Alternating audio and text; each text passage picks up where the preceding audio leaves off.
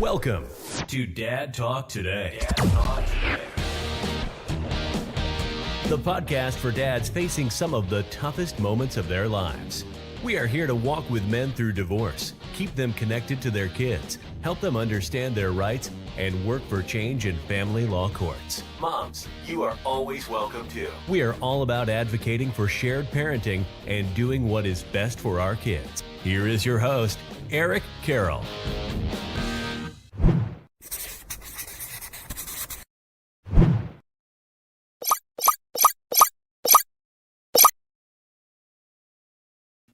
Everybody, welcome to Dad Talk Today. I'm your host, Eric Carroll, joined with Melissa Isaac.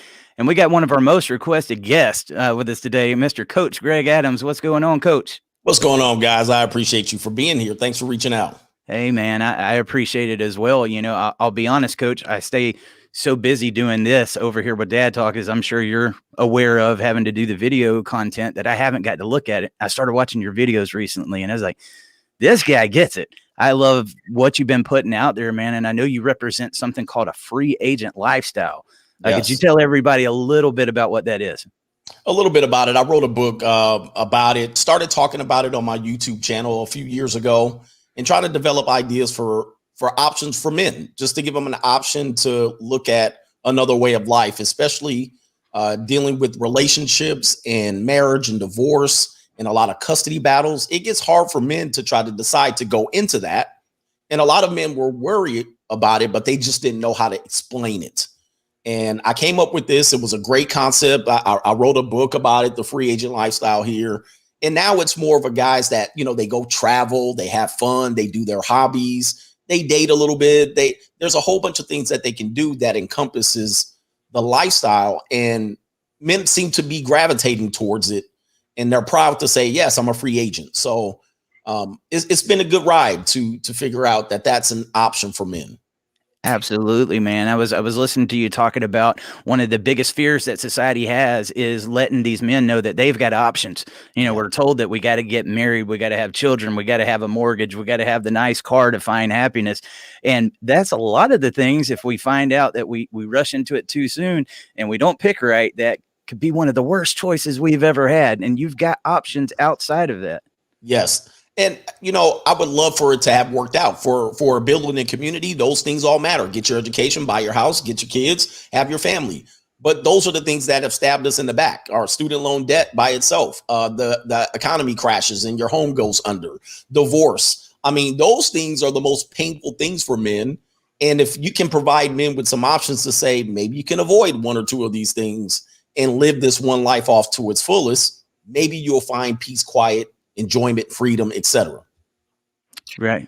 Yeah. Now, on the free agent lifestyle, I had heard you talk about where you have like a football player where he's under a contract, and then you have someone who's free agent. So when you're talking about the free agent lifestyle as it relates to marriage, how did you come up with that? And what does that look like? What does a free agent look like? You're saying travel, but in terms of a relationship, how does that work?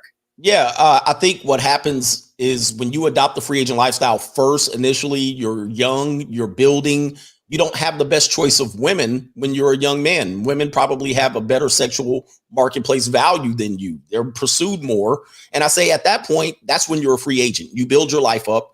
And then what happens is once you live that life, you'll probably be more attracted to women as you age. And that puts you in the driver's seat. That's where the free agent part comes in. You're not under contract. Anytime you deal with women, they got to give you their best game. And when you're a free agent, you get recruited. Every team throws money at you as a football player. Hey, this person's not under contract, but he's available next year. They're going to throw money at you. They're going to recruit you. They're going to give you their best effort to attract you. If you're young and you get married, you're under contract. Well, now you can't get anyone's best offer. You can barely get your wife's best offer. Okay. So that's where I want men to understand is to build yourself up first, not to build yourself up for women, but you're building yourself up to enjoy life, build your status up. Then you'll have better pickings when it comes to relationships. Because not everyone that follows me is trying to avoid marriage. A lot of people are.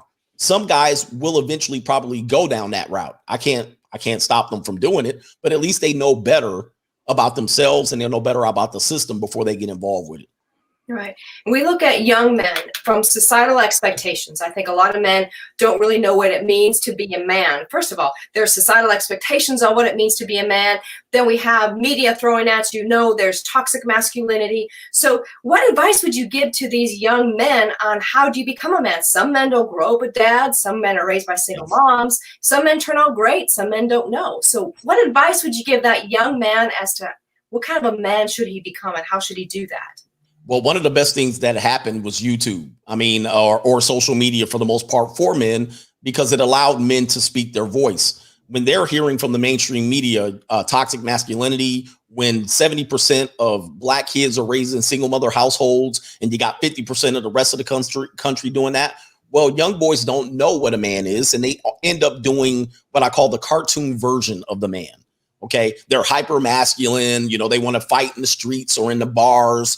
They're emotional, and they take the opposite of what manhood is, and they twist it into their own version of what a man is. The problem with that is they're misrepresenting what manhood is. They just want to get tattoos and get a nice Chad haircut and put on some jeans. All right, that's not going to get it. All right, you have to learn how to handle your emotions. You have to know how to deliberate and make good decisions. You got to know what it is to be the person in our society that makes the most money and has the most responsibility.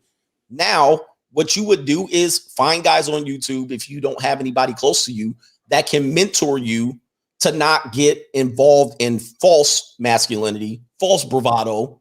And I think a lot of times feminists borrow this false bravado to be the cartoon version of men when they're actually not going to be anything like that. If they find mentors, they'll be able to direct their lives a lot better than listening to the mainstream media. Absolutely. And I believe the fatherless issue plays into this immensely. We're seeing now, I think we're close to 80% in some different communities where the father is not present in the home. These boys are being raised by single mothers, and there's nothing, look, got nothing against the mothers. I believe in the, importance of both parents, but there's certain things that a father instills in their kids that they're not going to be able to get anywhere else. It's unfortunate. I mean, I was raised by a single mother. A lot of people, it's not like everybody comes out bad. I didn't have masculinity around me enough, the presence of it enough to learn until later in my adult years. So it does, not every man succumbs and goes to jail and becomes gangbangers and drug dealers, but it does delay their growth as men by not having men around. The importance of just the presence of a man makes the difference. I often tell, if I'm a father of two, I have two teenagers, I often tell men, it is not what you say to a kid, because your kid doesn't listen to what you say. They're going to watch you. Okay. And that's where you're going to make the impact. They're going to see how you handle situations. They're going to see you working with your hands. They're going to see you doing masculine things. They're going to see how you react emotionally. And that's how they're going to evaluate your manhood. And that's what they're going to mimic. So the presence of the man is important. And where we went backwards was awarding too much custody to too many single moms, or men just giving up custody of their kids. And we're seeing the results of that now. That's what we're seeing. You're exactly right. But, men have been socialized or indoctrinated into a good dad pays his child support. A good dad gets his kids every other weekend. This is what good dads do. That's where this whole deadbeat dad thing came from. So they're not paying their child support. So society has really pushed men out of the picture. So when you're a young man, when you talk to these guys, how do they combat that? It might go down to choice of woman, right? But how do you combat this stereotype that has been adopted by the family courts when you're trying to be a good man and trying to be a father? Well, I've been telling guys, I've done videos with guys who have been through child support scenarios, good men who fought for custody. They didn't get it. They got supervised visitations. Yep. But you still have a group of men that say, just pay your money and be your weekend Disneyland dad self. Even the Obamas, Michelle Obama at one particular point made a disparaging comment about Disney dads or Disneyland dads. So the mainstream people, even men, have this idea that you're just a paycheck. Just pay your money. That's all you need to do, and let the women handle it and raise the kids. Okay. The problem is we see way too much evidence of it not being successful. And if we want to continue this battle of talking about doing things the right way, well, let's look at the data. There's a right way to do things if everyone's doing it the right way. Now, the data is already telling us that it is the wrong decision to keep doing these things, making dads weekend dads. You settling as a dad, let's talk about that.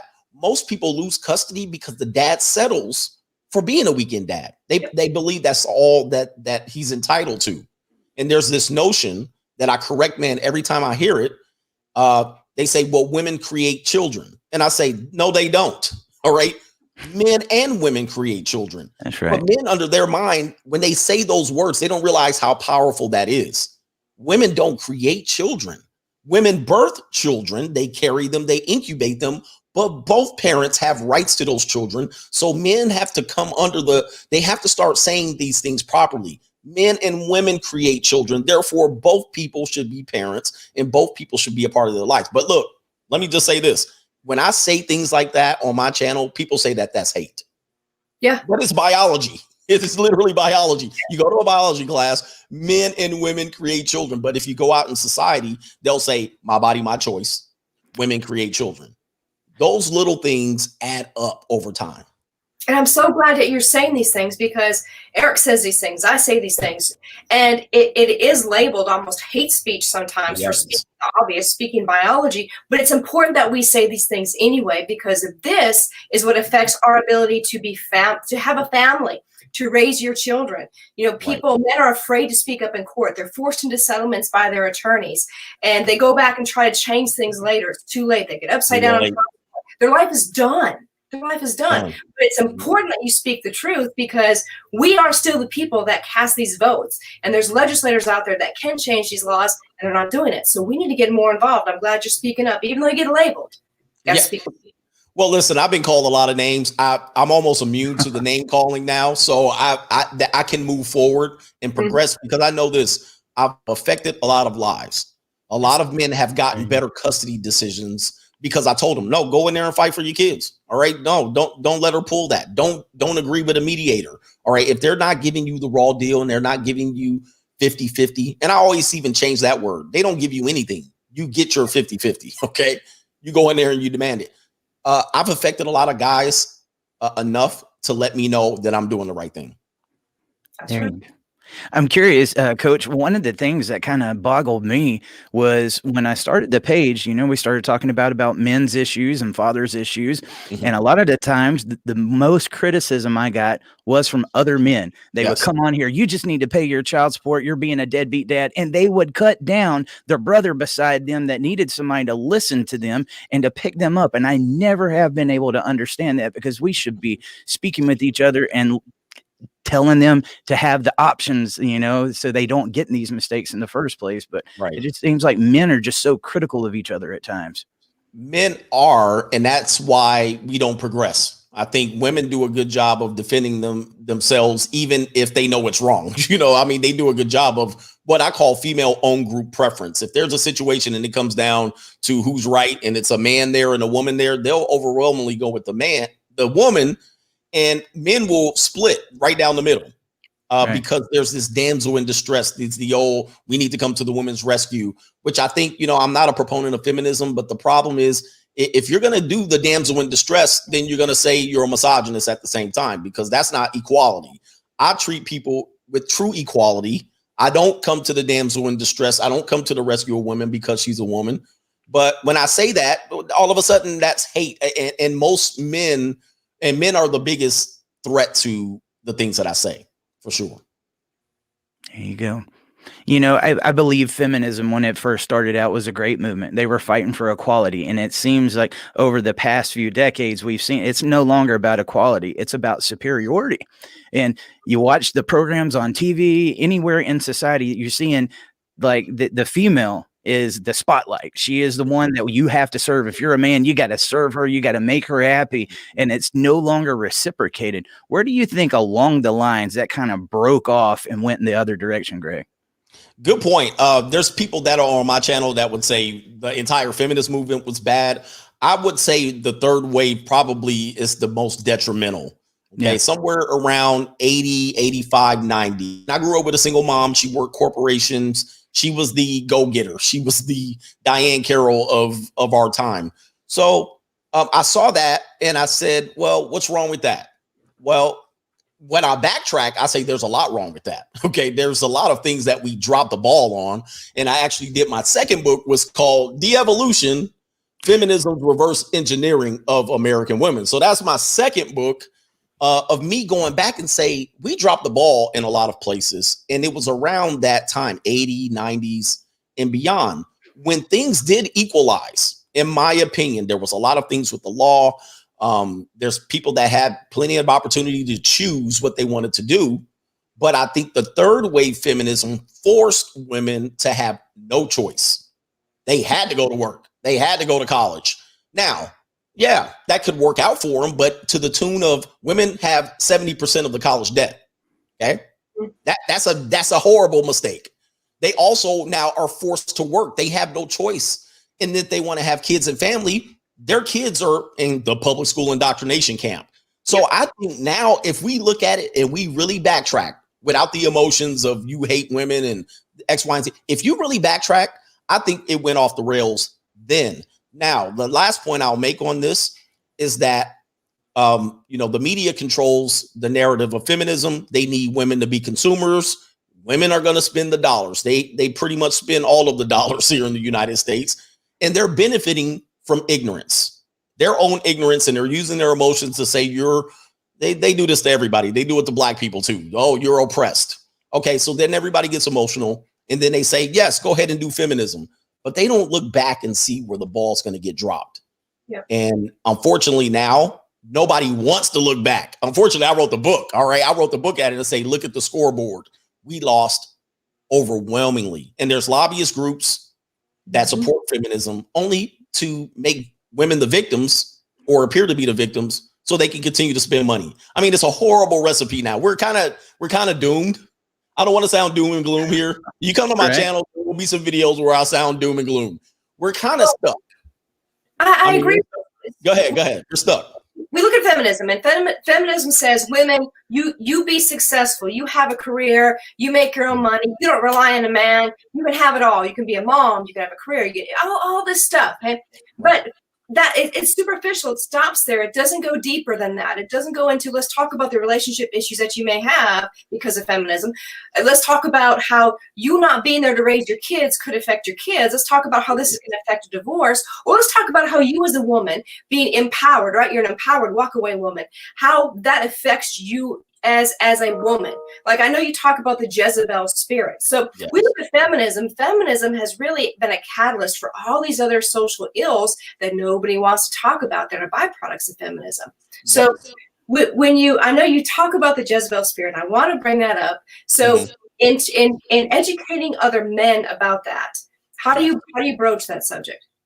Tough part is men are attracted to women physically. So that is men's Achilles heels. I mean, but it did populate the earth. So it is a good thing. Now, with the ability to broadcast this on social media, all over the internet, a young boy today at 14 has seen more naked bodies than our grandfathers and great grandfathers combined. Okay. They've seen more naked flesh and boobs and they've seen it all. All right. By the time they're 13. They can go on their phone and access free sites to get themselves off. We didn't have that. We had to go to somebody's dad's mattress to get that. So in that, they're training these young boys to believe that is the value of a woman. Now, that's what they're going to see anyway at their school. But to believe that they should be 100% of the time focused on that, scrolling through the Instagram, and then the woman coming on the other end, biblically in the Jezebel spirit, promoting herself as this, marketing herself as this, monetizing her youth and her fertility for dollars on the internet. That cannot be good. That is going to end bad all over the board. And older women now realize this. You're seeing more women 35, 45, 50 going, what happened? Yep. I got my degree. I got my job. I was sexy. 45 is the new 25. Why can't I find a husband? You promised me, feminism, that my husband was going to be here after I got my degree. And guess what? Men don't care about your degree. Okay. Yeah. No man has ever got an erection over a degree. All right. So what men want is a woman. All right. We want a woman. We don't need another man. If I wanted a roommate, I would get a roommate. Men have always, in the last 200,000 years, they wanted a feminine person. That's what they wanted. And they've stripped men of this, but they've fooled women long enough to where once they go out there to reach for a man, that man is nowhere to be found. Let me ask you this. You said a man wants a woman. What does that mean in your definition? Because they say, yeah, you know, I'm married, I have a career, we have kids, we seemingly have it all. But what does that mean? I want a woman. Does that mean someone who's that will let me protect her, someone who will let me provide? Or what does that mean? Otherwise, you just have a roommate that you have sex with. Right. Yeah. I think there's the spirit of yin and yang, right? There's the equal and opposite. I think women are beneficial bringing something equal and opposite to the table. Doesn't mean you can't have a degree. Doesn't mean you can't have a career. But I always look at it as, all right, what percentage of you does the man get? All right, what percentage of femininity does he get from you, Mrs. I got a degree and I have a job? All right. Okay. I always say that she's serving two masters. All right. No man wants a woman serving two men. You go to your job, you get your paycheck, you spend 60, 70% doing that, giving that to that other master. Then you come home, you give a little bit of portion to your friends and your social circle. If you're younger children, you give a portion of yourself to your children. The husband gets the remainder, 2%, 3% at best. And then along with that, she's saying, you got to do everything that we do in the house. Okay. You got to share the chores. You got to do. So, okay. What am I getting here? All right. I'm getting zero out of this deal. I'm getting very little out of this deal. And then let me just say this. When we'll talk about divorce later, half of these marriages end in divorce. Mm-hmm. And not only that, she then wants to go out and shake her. Can we curse here or no? She wants go to ahead, brother. What? Go ahead. Okay. She wants to go shake her ass at girls' nights out. She wants to go on girls' trips. She wants to do all of these things in the midst of you at home being the traditional man. Yep. I mean, I'm going to tell you what, for men, and I'm sorry to say you men out here, you got a raw deal. All right. You got very few wife potentials out here, and it is not the woman's fault right now. These women have been duped. All right. They've been tricked to believe that they were going to bring the equal value in. The same thing that men has. Let me tell you something. I got plenty of degrees for myself. I got plenty of job. I got plenty of earning potential. I got enough work around here for my kids and a woman to do and consume, and we can keep the pot all in here and work it together. We can do it. But if your goal in life is to pursue something else outside of that and serve another master, I say go do it, but you're going to do it without me. Mm-hmm. That's just how it works in my house. Yep. Yeah, I'm glad you brought that up, because you said a man wants a woman, but they don't know what the definition of a woman is. They don't know. Right. They think it's biologically a woman who can help me pay the bills. That's because some men say I wouldn't date a woman that can't float the boat on her own, that won't bring in a good income. Well, then what's your definition of a wife for a woman? So I'm glad you brought that up. Yeah. And a lot of guys, sorry. A lot of guys, a lot of women will automatically think, well, he just wants me to sit at home and be barefoot, pregnant, cook and clean. Yeah. I believe that perception of a woman has not been what women have been. I mean, women have served a vital role in the community in the development of children and making sure making sure that the kids don't drop the ball. All right. Making sure your kids are not out here running the streets, making sure that they're obedient, respectful to everybody else in your community. Just think about this. No longer do we have stable marriages. We don't even have stable communities. Most people don't even know their neighbors. They don't even know anyone else. This is a direct result of feminism. You got a home that's sitting there. You guys bought a house. Nobody's in it. Your kids are in the public school indoctrination camp. She's at work. He's at work. Nobody knows the neighbors. The neighbors move in and out before you even know who they are. We've lost a bunch in this country because of this pursuit of women in career. And that has been the only win. And they're even telling us they're losing there still. So I don't even know what to say. Well, that goes into another conversation. I was watching you earlier today in one of your broadcasts you did about how the cell phone has destroyed dating and how all these different things, social media is playing in to our divorces and our marriages. Could you speak a little bit about how that's played into this scenario, Greg? Well, I don't know if you've ever watched people today in 2021 outside.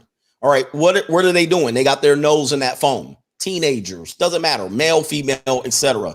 Now, women are saying they can't find men. Well, why not? All right. Your nose is in the phone. You're not even preparing yourself to do so. You're marketing yourself on the internet. You think you're going to find a man on the internet? All right. You're going to find your good husband on the internet. Here's the deal. I did this breakdown recently about the time period where it kind of went off the rails. 2010, the iPhone 4 comes out, sells 100 and some odd million phones. 2010 also is the debut of Instagram. 2011, the debut of Snapchat. Then goes into 2012, the debut of Tinder. Okay. Now, those three things back to back today are the three most powerful things that we have right now. Tinder. All right. Everybody knows what that is. It's a hookup joint. All right. Everybody knows what Snapchat is. That's where you post sexy pictures of yourself and make them disappear in 5 seconds. Everybody knows what Instagram is. A third of American citizens use Instagram. All right. Full time. Everybody knows what a smartphone is. And that is where our lives are. That's where we're stuck. Everybody's stuck in that phone. Nobody's able to communicate with each other. We demonize men who approach women. We call them criminals and perverts. And now women live in that phone and they expect their lives to come out of that phone. But what they're getting is massive disappointment. They're not preparing themselves to be anybody that a man could approach because they have more attention and accolades online than I can manufacture for myself. So if I met some woman on the street and we develop something, we develop some sort of relationship or chemistry, I'm competing against that smartphone. I'm competing against Snapchat and Instagram for her attention. And she's evaluating me based on the attention she gets on her phone or the attention that I give her. Who's going to win? And that's where we're losing in this dating marketplace right now. Well, and you got all these different filters and we see them. They got to take 30, 40 different snaps of one picture before they find the one that they want to use. And it's an image of they're not happy with themselves. And I believe that really plays into our relationships and goes back to when you were talking about options. People are thinking, I've got to be in a relationship and be with somebody to be happy. No, you gotta love yourself, man. And so many people are just bypassing that. I know I did it myself. I had 2 divorces by the time, I was in my 30s. And it was because I wasn't happy with the person I was looking at. Right. Well, we don't give time for people to develop. I don't think we do. I don't think the school does it. I just don't think, I think they fail young boys. The schools definitely does fail young boys. I don't think the schools are, I think the statistic is 83% of primary school teachers are female. That they won't even see a man other than their physical education coach. And then once they get into junior high school, they're lost, full of testosterone and acne. All right. And then high school, forget about it. I think the young girls are now getting the message that they run the world. They have the power. And then they also have what every boy or man wants, their young youth development. Right. So we're sending everybody into the world that they're not prepared for. They've seen too much by the time they hit 18. They've seen way more than we thought of ever seeing. They've seen it already. What else do they live for? Relationships. The relationship dynamic is pretty difficult to balance right now, unfortunately. So yeah, people are a little misguided. There's no real leadership. And when you remove the masculinity from that, you remove masculinity from that entire equation. Now you got nothing. What do kids have to look forward to? And then the happiness aspect. Yeah. If I get all my happiness from that smartphone based on the one picture that I selected, and they say, hey, you're so beautiful. Look at you. Oh, darling. And they put all kind of like emojis and eggplants and peaches and hearts and heart eyes. Okay. Well, that woman knows, or that man, men do this too. They know that was picture number 29 out of 30. That wasn't really me. Okay. Imagine that mind's F. Okay. That's not even really me who they're celebrating. And I know that. It's crazy. And we know what the eggplant means. Yes, we know what the eggplant is. Yes, you get that eggplant emoji, you know what's coming your way. Yeah, man. Yeah, that's another thing that sets up relationships for failures. You look at all the social media, and we're in a culture of constant validation. Constant, like, a woman or a man might post something and they're disappointed. Oh, I only got 50 likes, or I only got 25 likes. And, I'm a divorce lawyer, is what I do. And I've had women criticize their husbands because of their social media presence. Like, I only have 200 friends. You post a picture, nobody likes it. I was taken aback a little bit as to how fast moving our society has really declined because of smartphones. And you would believe, I know, I mean, gosh, the Facebook posts, or, you know, every divorce case, I think, has some sort of social media aspect to it at this point. So, you know, we're in a culture of expectations where it's impossible to meet these expectations. You know, people say marriages fail because of lack of communication. Well, maybe, but they fail really because of lack of unmet expectations. And we have built up this level of expectations that cannot be met either by men or by women. And so these relationships fail. It's always somebody's fault. But our culture does not facilitate healthy relationships at all. Parents aren't teaching them, kids aren't learning them. And yeah, it's only going to get worse. I don't see it getting better. Well, the one point you hit on is the expectation part. I agree. I think, you know, most men, they might think they're going to get married to their wife and have sex every day. That ain't going to happen. They think that, you know, the wife think the guy is going to just be, you know, Romeo to him, to her. That ain't going to happen. And I think the further we get with the more failure we have, the more people are expecting more for some reason. All right. We've had all these divorces. And yet you got all these people theorizing what makes a good relationship. And it's often all of these people doing way more than anybody could ever expect. And I'm like, what are you looking at? I've been married. I've been divorced. I know what a marriage is. I was married almost 9 years. Okay. And I was like, marriages don't look like that. And when I say stuff like that, that's not what marriage looks like. You probably won't have sex for a couple of weeks. All right. You probably don't want to look at each other. That's what's going to happen. That's just natural, normal human connection. Sometimes you need a break from each other. Oh, that's not how it should be. And it should be this. Like, where are you talking from? What kind of experience do you have with this? And this is the problem. People are not really being real about marriage. They're not telling the real story. And when people do tell the real story, they think that person's lying. Oh, that was just you. You just had that experience. And I'm going, no, I talk to a lot of people, male or female, doing it. You're, as a divorce attorney, know a lot of people are having affairs, and it's not just the men. Okay. Women are having affairs. Women got secret social media accounts. The idea that the man cheated and the woman just ran off and said, I can't take it. It's a lie. It's a myth. Women are doing dastardly stuff in their marriages. They're failing as well. And until we fix that expectation model and where to place the blame, until we really start having honest conversations about it, it ain't going to work. And I think it's going to get worse because there's, like you said, there's more expectations and they're very unrealistic. And, you know, when we have a lot of my cases, when it's the women who cheat, somehow it's his fault. Well, he works too much. He wasn't home enough. You know, he should know that my needs weren't being met. He should just, he should know what I need for him to do. So, you know, if a man has an affair, he's just a dog. Right? He's just a dog. How could you do your wife that? But when a woman does it, oh, honey, was he not meeting your needs? Were you not being taken care of at home? Did you? So he pushed me into it. He pushed me into his arms. Yeah, he pushed me into his arms. You know, he told me he told me that I was cheating on him for 2 years, so I just decided to cheat on him. You know, with that guy. You're like, well, wait a minute. How did that work out? Yep. The double standard gets worse, I think. Right. Yeah. How do y'all believe that Hollywood and the chick flicks have played into this? There's always that drama of they've got to go have this affair that saves them from this dastardly marriage, and it's on TV 24/7.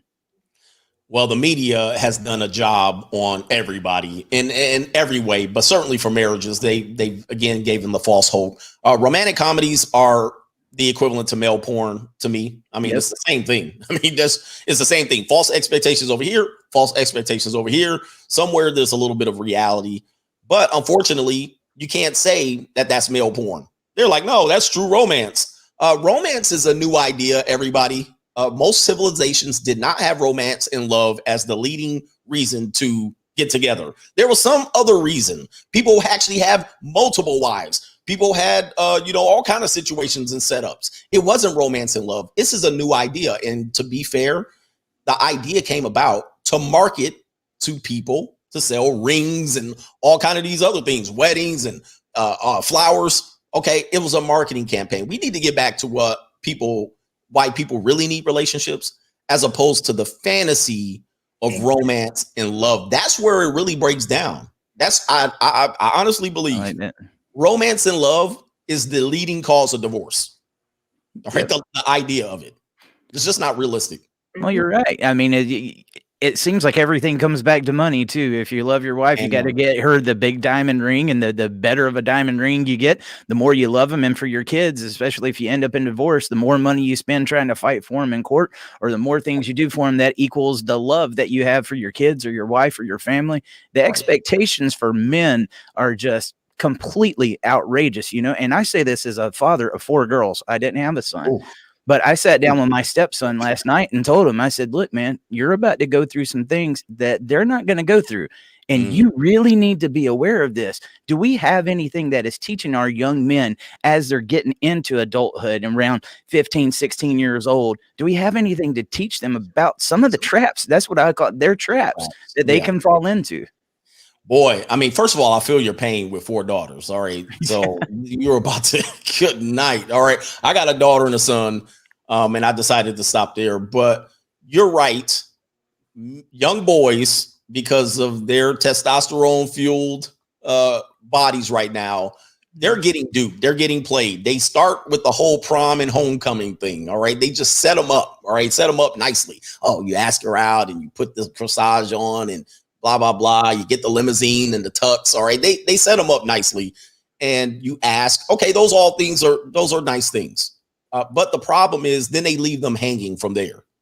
Because now the girl's on the backside manipulating him. Oh, I want a little bit of a better corsage. I want a better ring. I want a better, you know what I mean? And we don't see any of that. And we just take the picture of them. Oh, look at them. Send them out there. And then he's hanging with a rock hard eggplant in his pants. All right. That's what he cares about. And he leaves him there swinging, and she's teasing him and removing it and you know what I mean? It's what we do to the young boys is we really don't guide them. There was a time in many civilizations, the boy turns 13. We take him away from everybody, the village, and we school the young boy. We teach him how to hunt the lion. We teach them how to manage women. We teach them these things. Be a man, step up, walk up. We used to do that. Now we don't do that. All right. We send them to middle school at 13. And then these girls are walking around with booty pants and yoga pants and tank tops. And they're out there just on their own trying to figure it out. No father, nobody to debrief them. I mean, it's really a cruel thing we're doing to young boys. And those yoga pants are kryptonite for a teenager boy. I'm sorry, it is. I mean, well, teenage boys is kryptonite for any man. Yeah, right? You're right. I mean, but I can imagine being a teenager with girls walking around like that. I mean, when I was growing up, baggy pants were in, baggy clothes were in. You know, grunge was in. So everybody kind of wore oversized clothes for the most part. Now people walk around with sports bras, and I can't imagine, right? Being, you know, what these young boys have to deal with. And if you look, naughty boy, toxic. I mean, this is just, they really handcuffing these young guys. But this goes back, one more point, because I wanted to go back to the Jezebel spirit real quick. This goes back to the Jezebel spirit. This is exactly what the Bible has been teaching us. I'm not a Bible thumper. I'm not a person that uses the Bible for my benefit. But if you look at some of the stories that were told in the Bible, okay, we're living that today. Yes. We're living it today. Every single one of these stories, all right, that they're teaching, even in Jewish mythology, even in Greek mythology, with the sirens, all right, getting attention and guys crashing their boats. I mean, these things are happening in real life, in real time. Unfortunately, feminism is the blocking system. I call it the cock block system, to allow women to continue with their deceptive behavior and manipulate, only to face a penalty later on. And then the boys lose out because they don't get a true woman in their life. Boy, we're in a mess. No, completely agree. And, but I think that it's important. Those of you raising boys still raise good men. You still raise good men. My little boy's 5 years old, and I'm already telling him, look, if a woman treats you the way your sister does, you run like hell. Like, I'm already teaching him, and he's 5 years old. And I'm teaching my daughter, no, listen, I see you manipulating your daddy. I see what you're doing right now, and that's not okay. That's manipulation. Yes. So even though the world is what it is, and it might go even, decline even farther, sure, we as parents still have an obligation. Still, it's okay to be a masculine man. You don't have to teach your child, your son, because he likes boy things, as toxic masculinity. No, still raise your children, raise them well, but raise them to pick up and recognize the red flags, because little girls do certain things as manipulative. Teach your boys about that so they can pick it up and they can stay away, because little boys don't know, they get themselves in trouble. And then we all know at the end of the day, if they end up in family court, we know how that's going to end. We know the stats. So still, parents, raise your kids to be good kids. Teach them to be a good woman and a good man. And teach them about those red flags, because there's a lot of them. There's a lot of them on my channel. I say more red flags than a Chinese Communist parade. So a lot of guys know that. But I think what you're doing is a good thing that most parents don't do. There's a lot of feminist parents out there that they're not just raising boys; they're raising them to be, not any gender, which I think is a mistake. Yeah. I mean, I think they're really being ignorant about the realities of the world. But that's another story. But it's good that you're debriefing your kids on what they're learning from their social media, the public school indoctrination camp, and from other friends. In fact, you gotta give them the real. So it's good that you're doing that. And other parents, you guys need to step up, honestly. When my daughter, she has a propensity to want to hit my son. She's older, she's bigger right now. And I'll tell her, I was like, at some point, he gonna catch up with you. If you keep putting hands on him or any other man, that's right. At some point, that's going to work negatively against you. Okay. Don't do that now. I'm training it out of you now. So I don't have a problem with you at 22 when you come home and say, hey, this guy did this. Well, what happened? Well, I did slap him in the okay. All right. I'm teaching you now. That's right. Don't do those type of things. Get it out of your system, because I'm not going to be able to defend you when you do things like that type of manipulation, or at least playing the double standard game. I don't want my kids involved in that. Absolutely. Could you imagine being a child right now too? I know none of us have a crystal ball, but what could you see happening in the future now that COVID has taken place? I actually joked to my wife the other day. I was like, our parents used to say they would talk about dating apps and how back in their day they met somebody at the supermarket or something like that. And it's like, now a dating app's the only way you're going to be able to see somebody's face. It's tough. It's tough. I feel bad for the kids doing the homeschooling thing. First of all, I think that's not going to be good. I think certain people are going to have advantages and certain people aren't. But it's a shame. I'm hoping, this would be my hope, and I don't live by hope. I don't live by the hope strategy. I'm hoping that the phase out of the necessity for attention online phases out. It could happen because they're born into this. Like for us, this is new still. Like, if you're 40, this is still new. For kids that were born 5 years ago, they've always had it. Mm-hmm. So maybe the necessity is not there for all of them, and they can somehow come together and meet people in person. But if we're locked down in our homes for the next 5 years, well, maybe not. I don't know. Well, so I'm kind of torn on that. I've always been an advocate that kids need to go to school. They need to be around other kids. They need to know, they need to be teased and go through these situations, because that's how they're going to learn how to overcome them later in life. Now it feels like kids going to school are getting the indoctrination. It almost feels like parents need a little bit more control. So I'm kind of torn on that subject right now. I know I've looked at homeschooling my kids, but of course I'm in a 50-50 custody. That conversation ain't happening. You know what I mean? Like, okay, where are they going to go? Where are they going to go when they're in school? Feminism paints have you guys ever mopped the floor? All right. And you started at the entryway and you backed up towards the wall, and then you realized, oh, I can't go across the floor that I just mopped. Or you painted yourself in the corner. That's what feminism's done. Because a lot of other issues come up, like i.e. divorced couples. Well, now if you want to do things like that, if you have conversations about the poke, you want to get the, I don't know if you can say it here. There's one that clears up the COVID, the shot. Mm. Oh yeah, the vaccine. I don't know if you can say it here. On YouTube, you can't say it. They'll take you down.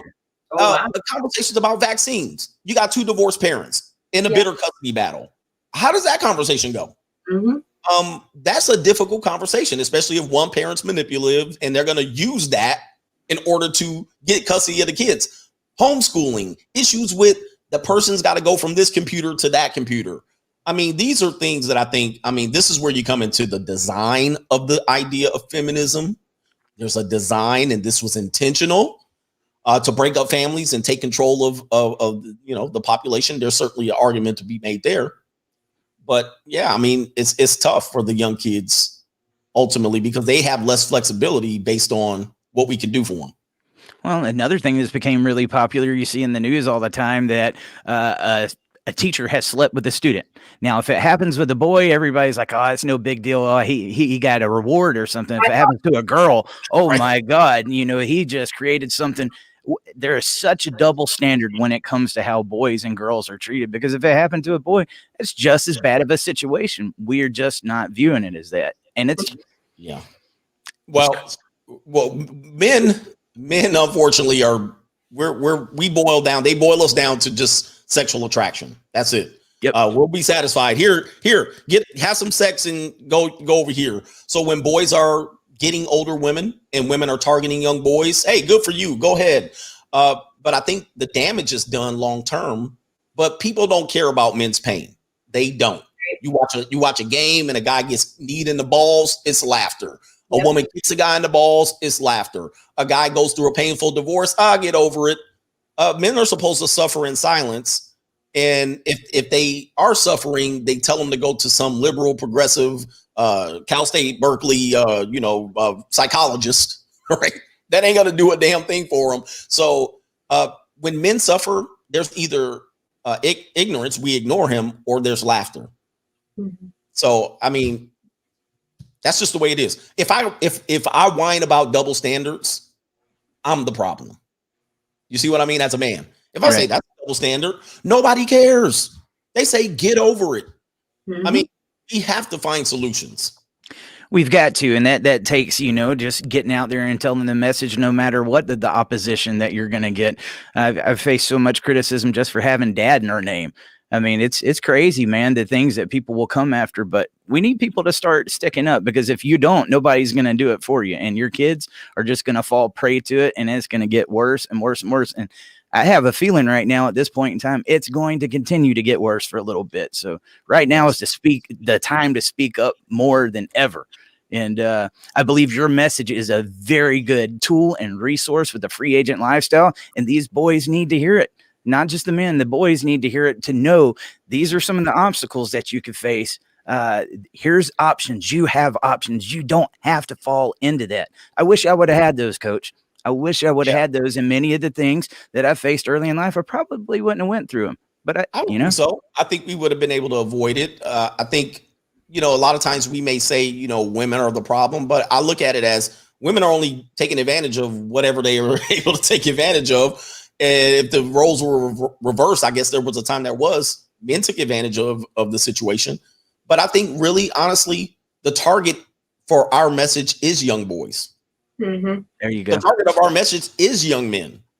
And it could be for young women, but, you can't keep their attention that long. But I think young men need to realize that this is the situation, because how many men that I hear, I wish I would have heard about you 20 years ago. Yeah. I wish that I've been, but now he's 40. Maybe he could start a channel. Maybe he can get the word out, but he's kind of set in his ways. What men have to find this message is at 20, at 18, before he goes to college, before his high school sweetheart goes this way to college and he goes that way to college, and he thinks his Skype sessions are going to keep her faithful. You know what I mean? And he said, oh, when we come back in the summer, it'll just be me and you. Well, by the time summer comes, there's been a couple of other guys, football players, fraternity guys that he don't know about, and it's going to ruin his life because he went in with false expectations. We need the younger guys to figure this out. Yep. And your message is also so important, because I think there tends to be no middle ground. The free agent lifestyle offers the middle ground, because you have these boys over here that are just vulnerable. Then you have the MGTOW community where they're like, you know what? None. I don't even want to be friends with some women on social media. Right. So your message right there in the middle is common sense. It still allows men to have families, but just be smart about it, be educated about it, and focus on themselves. It's not selfish for men to focus on themselves, contrary to what the message is. Yep. And my channel started off, it was MGTOW. All right. So what tended to happen was it was growing so fast that a lot of guys were asking me questions, not about going their own way. There was my population of guys that were going their own way. They weren't budging. So they were going their own way, and there was nothing else that I could offer them, right? They were just going to go their own way. They're just listening to me saying, yep. Now, what happened was I was getting a lot of new men coming in going, whoa, what is going on here? I don't necessarily want to go my own way. Okay. I don't want to do that. There's got to be something else I could do. Well, then I had to offer them something. I have to say, okay, I get that. You know, there's some guys that can go their own way and be 100% happy with it. Fine. But you're not going to do it. What else can I give you? All right. There's got to be another option for you. In free agent lifestyle, a lot of guys said, all right, I can deal with that. I can deal with that, build myself up, and then decide later on what options that I have. Do you see a lot of pushback with it at first from people that have been told this is the way that your happiness goes? You got to go get married. You got to go get this. And then I've seen so much criticism of the MGTOW movement. And, you know, once I started reading into it, I was like, this makes sense. And why are men going their own way? Because society's made them. You know, I understand why they're going their own way. You know, if I had it to do all over again, I probably would have been way more in line with that philosophy than the way it was then, you know, so. It was the only response to what was happening. I mean, if you think about it, the not the peak, but the beginnings of the origins of MGTOW was a response to the social media and the smartphone. All right. Right around 2012 is when you started hearing about MGTOW, maybe 2015, to be honest with you. It was the response to the dating landscape. Women literally, I mean, scientifically, they only consider 20% of men attractive. Like, people have done science and dating apps on this, and it boiled down to 80%. No, we only want these guys. Now, because of social media, I say it's around 90-10. Because a woman literally can go on her phone and find a guy way better than the person that she has in person. Men can do it too. I always hear that. Men do it too. Okay, we're talking about women right now. Yep. Okay? You love all the attention until I'm talking about you and you don't like it. So you're gonna get all this attention. Okay, but look, 10%, they're only selecting from 10%. They say he got to be 6'2". That's like 7% of the male population. 7%. Okay. If you take the 6-foot guy, that's 11% of the population. Okay. If you just chop off 90% of men on height alone, which women are literally doing, how fair is that to men? I mean, how that you're saying these men have, okay, now let's add in the income. He's got to make 80,000, 90,000. Okay. That's 8% of men that make over $100,000. You have, okay, now he has to be 6'2" and make 6 figures. Like, what are we talking about here? We're talking about like 4% of the population that fits into. So you can see the frustration where men are concerned. If I go on an app, I'm 5'9", I make $60,000 a year, I got no chance. I literally have no chance. So what else do I do? Oh, I'm going my own way. Forget about it. Okay, why are you going out? You know, people criticize you. They have no other choice. They have no other choice. I'm with you, man. Great, man. I appreciate this conversation so much. I've enjoyed talking to you, and I'm going to be watching those videos. How often are you doing your podcast and your videos right now? So I'm online. I do 5 days a week live stream on my main channel. I have a lot of channels on YouTube, but 5 days a week. And then I'm on another channel for another show on Sundays. So you can always find me on my channel. There's always going to be content there. I've been doing it for 2.5 years, and I haven't missed a day of posting something. That's it, man. Consistency. I love it. I know you wrote 2 books so far. 2 books. Yes. Where can everybody get a hold of those? Go on to Amazon. If you look up Coach Greg Adams, you'll see this book. This is the most popular book. It's written for men. Okay. But women have read this book. So Amazon, Coach Greg Adams, you can find it. You see it's thin like that, guys. All right. So you can read it in a day or 2. The Evolution is the other book. It's a little thicker because I had to go in and cover a lot more information. But if you wanted to know about feminism and the effects of that, you can find that there. So check out Amazon, and you'll be able to find the books. Absolutely. Well, Coach, I appreciate you so much for giving us a little bit of time and interviewing. If we can ever help out or vice versa, let us know. I appreciate you reaching out, guys. I had a good time. Thank you. Thanks. All right. See ya.